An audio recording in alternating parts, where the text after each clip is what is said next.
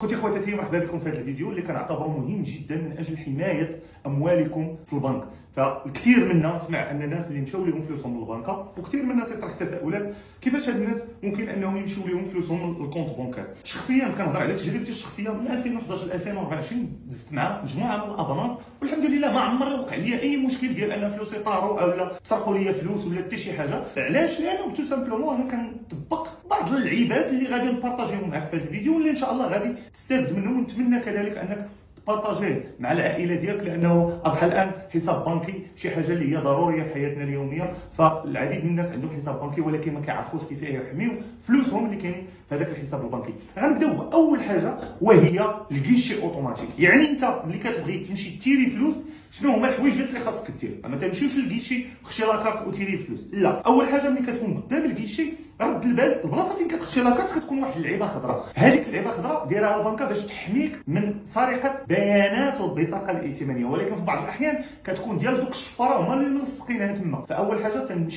كنشد هذيك اللعيبه خضراء كنحرك هي بشويه. عندك اخويا تمشي تنتقها تتحرك بشويه، راه غير تابليكي عليها واحد شويه لا فورس باش الا تنتقات عرف راه شي واحد اللي ملصقها تما على لاجونس. هذه اول حاجه، ما تنتقاش. خشيت لاكارت نحاول انني نشوف الكيبورد اولا داك الكلافي فين تطبي داك البين، تنحاول بيديا من الجناب نحاول نقلعو.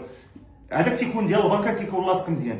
الا تقلع يعني راه شي واحد ملصقو. ثالث حاجه، انت قدام الكيشي كاين البلاصه اللي كيخرج منها الضوء في الكيشي اللي كتكون الفوق، كنطلع عليها وكنشوف يا لا تكون شي كاميرا تمايا. اذا ملي ما كنلقاش هذا الشيء كامل كنرد البال البلاصه ملي كنتيري الفلوس. بعض المرات كيديروا كولا سبيسيال تمايا، يعني انت ملي كتخشي ودير الكود هذا ما كيخرجوش الفلوس، كتمشي فحال كيجي هو من وراك يحيد هذيك الكولا سبيسيال ويتيري الفلوس. اذا هادو هما اللعيبات اللي خاصني ندير ملي كنكون قدام الكيشي. دابا غادي نجيو للبطاقه الائتمانيه في حد ذاتها. جاك شي اس ام اس قال لك اودي الكونت بونكار ديالك مثلا خصك تموديفي ليه المود باس، جاك شي اتصال هاتفي ربحتي معنا شي حاجه، يجي اي حاجه وقعت لك في حياتك اليوميه، طلب منك شي حد كيما بغا يكون معلومات ديال البطاقه الائتمانيه. يعني كنهضر على هذا الكود هذا ما عمرك تعطيه لشي واحد. هذاك الكود ديالك هذا اولا. ولا كنتي انت اللي كتفرج فيا كتخدم في الانترنت، بعض المرات كيقدروا يوقعوا لك مشاكل مع دوك الشركات اللي كتخلص. فهذوك الشركات تنعطيهم غير الارقام الاخيره، الربعه الاخرين. ما عمري تنعطي لاكارت كامله الكود، تنعطي الربعه الارقام الاخرين. ثاني حاجه خاصك تعرف اخي اختي ان هذا الكود اللي تيكون لور اللي تا هو مدرجو، هذا راه هو الكود بين ديال لاكارت الا بغيت نشري اونلاين. يعني الا شي واحد عطيتيه هذا الكود وزدتيه هذا بالاضافه لا دات ديكسبيراسيون ديال لاكارت، راه صافي يقدر انه يشري سور انترنت بلا ما يحتاج ليه.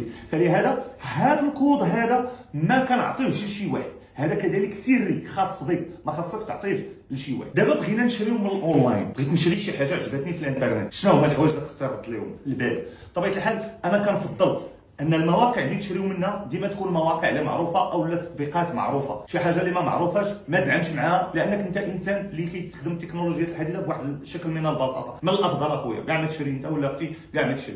ولكن الا كان شي موقع معروف او غير ذلك، او بغيتي تخوض تجربه في شي موقع، شنو هما الحوايج اللي خصك ترد لهم البال؟ اول حاجه الاتش تي بي اس. اي موقع بغيت ندخل ليه يكون اتش تي بي اس. ثانيا قبل ما نشري، يعني ملي تطلبوا مني نشري، راه كيبان لك واحد اللوغو. الا كانت عندك لاكارت ماستر كارد راه تكون مكتوبه عندك هنا ماستر كارد ولا فيزا كارد. الا بانت لك ماستر كارد ولا فيزا كارد خاصك تلقى ديك البوطونه ديال شري، تلقى ماستر كارد سيكيور كود او تلقى فيريفايد باي فيزا. الوغ هذه اللعيبه هذه اش كتعني انه فحال كاع الا عطات المعطيات ديال البطاقه الائتمانيه ديالك وبغيتي تشري، كتصيفط واحد الكود للتليفون، وهذاك الكود هو اللي خاصك ديرو باش تتم عمليه الشراء. لانه كاينين شي مواقع ما كيكونوش ماكتيفين تريدي سيكيور، فكتلقى انت ان فلوسك مشاو لك. هذا من جهه. ثاني حاجه انه الا كنتي بغيتي تشري في الانترنت، الله يجازيك بخير، في لابليكاسيون ديالك اللي عطاك البنكه راه كتقدر تاكتيفي الدوطاسيون ديزاكتيفيها. كاع الابناك دايرين لك هذه المساله هذه، يعني ملي نشري نديزاكتيفي الدوطاسيون ديالي من بعد عمليه الشراء. واحد المساله اخيره، انا كنفضل كشخص انه ما نشريش بلا كارت بونكير ديريكت.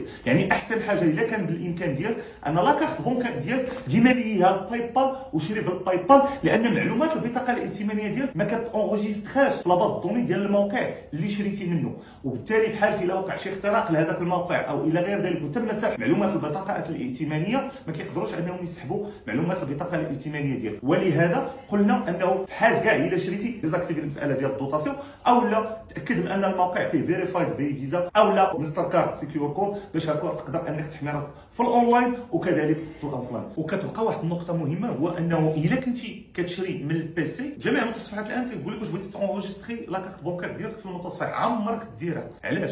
لانه الا مشات تبيرط لك البيسي او دخلتي لشي سيت اللي هو ماليسيو يعني خبيث، فراه المعلومات ديال البطاقه الائتمانيه ديالك غادي تتسرق لك، وبالتالي ما كنونجستريوش لا كارت عندنا لا في شي سيت ويب شريت من عنده، لا كذلك في المتصفح ديالنا. كنتمنى ان هذا الفيديو هذا كان مفيد بالنسبه لكم. طلعوا لي في راسكم وردوا البال. السلام عليكم.